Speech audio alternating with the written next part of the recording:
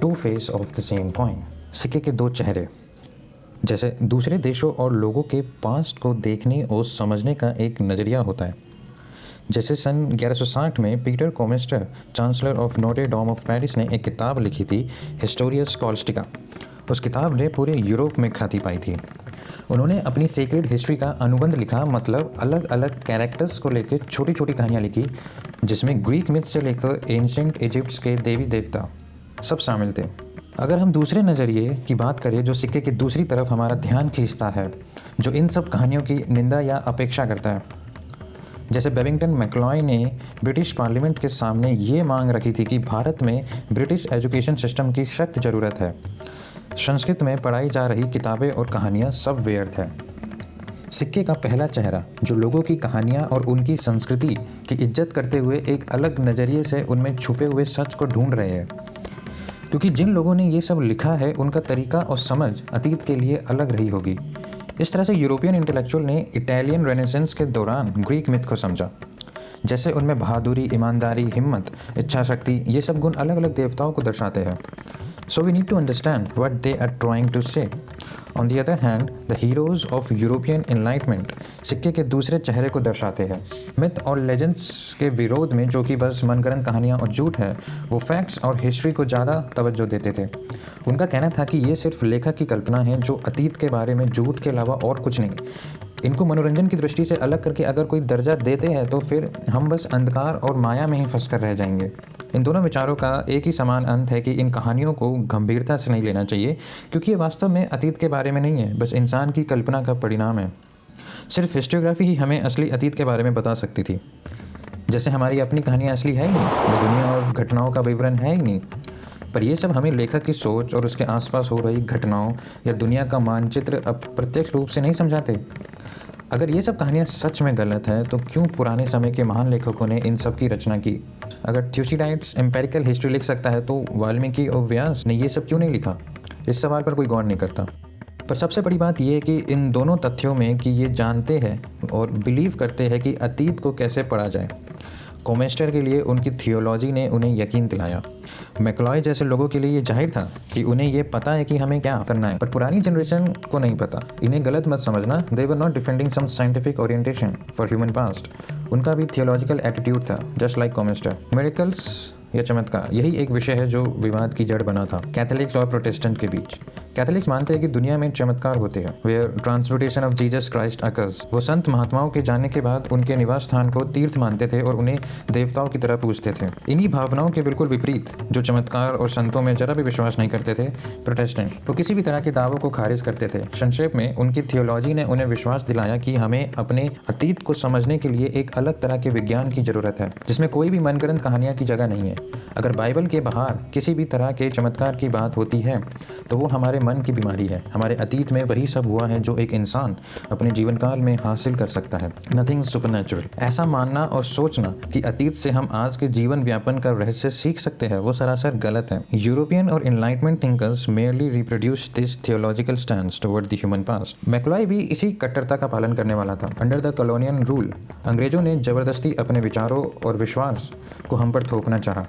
उन्होंने हमारे अतीत के बारे में इस तरह से पूछताछ करी जिससे हम आदी नहीं थे। हमारी कहानियाँ पुराण, रामायण, महाभारत हिस्टोग्राफी की कैटेगरी में डाल दी। पुराण, उपकथा, रामायण, इन सब को इस तरह से लिया जैसे ये हिस्टोग्राफीज हो, और हमारा उपहास किया इन सब में विश्वास या इनको असली मानने पर। हमारे बुद्धिजीवियों ने वही रास्ते अपनाए जो उनके सामने थे। या तो अपनी पुराणों और कथाओं की सच्चाइयों को मत मानो, या इन सब की सच्चाई को साबित करो कि ऐसा अतीत में सच में हुआ है। ये किसी के दिमाग में नहीं आया कि इनकी संस्कृति को एक बार समझे, कहाँ से आए हैं ये लोग, ऐसे सवाल और बातें क्यों कर रहे हैं। इन सब ने मान लिया कि इन सब के सवालों के पीछे कोई ठोस कारण और तर्क है। पहले चरण में हमने मान लिया कि भारत में हिस्टोग्राफी की कमी है और सब निकल पड़े इसको हल करने में, by writing histories of India. दूसरे चरण में हमने अंग्रेजों के साथ मिलकर भारतीय संस्कृति का मजाक बनाना शुरू किया। तीसरे चरण में बस यूरोपियन हिस्टोग्राफीज को अपने अंडर ले लिया और निकल गए उस पर मिर्च मसाला डालने। ये वही प्रेडिक्टेबल रिएक्शन है प्रोटेस्टेंट्स क्रिटिक का इंडियन ट्रेडिशन के प्रति। What do this historiographies accomplish? कि महाभारत और रामायण के युद्ध हुए थे, पर ये सिर्फ पोएटिक एग्जैगरेशन है।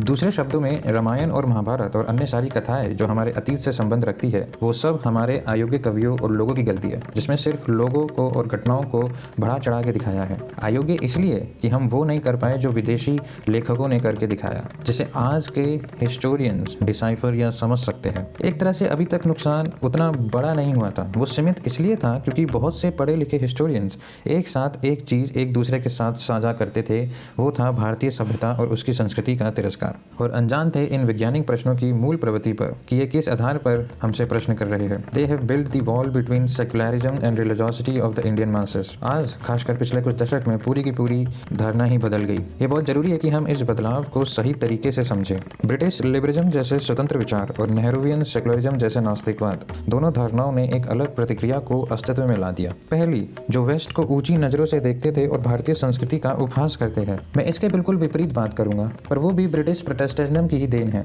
ये प्रवृत्ति दूसरे रास्ते जाती है। ये दावा करते हैं कि हमारी कहानियाँ, हमारी हिस्ट्री है, हमारे पास भी हिस्टोग्राफीज है, हम अपने अतीत को जानते हैं, वो जैसा हुआ था सच्चाई को जानते हैं।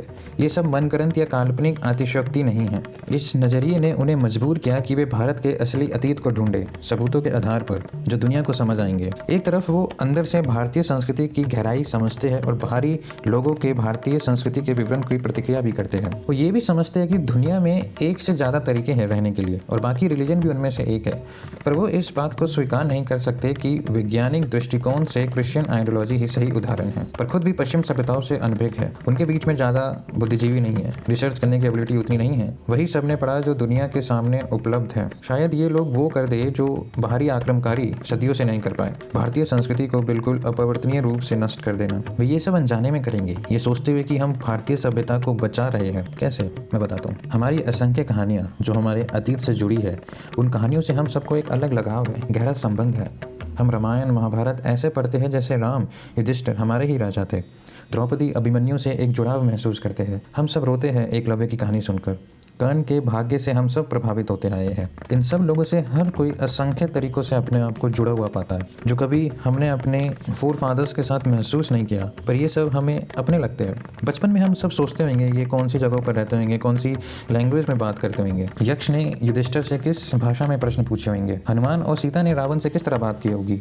क्या वानर उस समय की कोई अलग प्रजाति रही होगी। और बहुत से सवाल मन में घर कर बैठे। जैसे जैसे हम बड़े होते गए, हमने अपनी साइंस और ज्योग्राफी पढ़ना शुरू किया। हमने दोनों को मिलाने की भी कोशिश की कि त्रेता युग कैसे हो सकता है जबकि हमारी प्रजाति सिर्फ 50,000 साल पुरानी है। भीम में कैसे 1000 हाथियों की ताकत हो सकती है। रामायण में पुष्पक विमान कैसे उड़ता होगा। इन सब का जवाब पाने के लिए हम अपने बड़े बूढ़ों के पास जाते थे, जिनके पास भी इसके जवाब नहीं थे, पर वे अपनी बातों से हमें संतुष्ट कर देते थे। समय के साथ हमने सवाल पूछने भी बंद कर दिए, क्योंकि हम समझ गए कि ये सही प्रश्न नहीं है। They were not the right question to ask. एक भारतीय के रूप में बड़ा होना हमें सिखाता है कि इन कहानियों की तुलना हमें अपने स्कूल की वही 1-2 किताबों के दावों पर नहीं करनी चाहिए।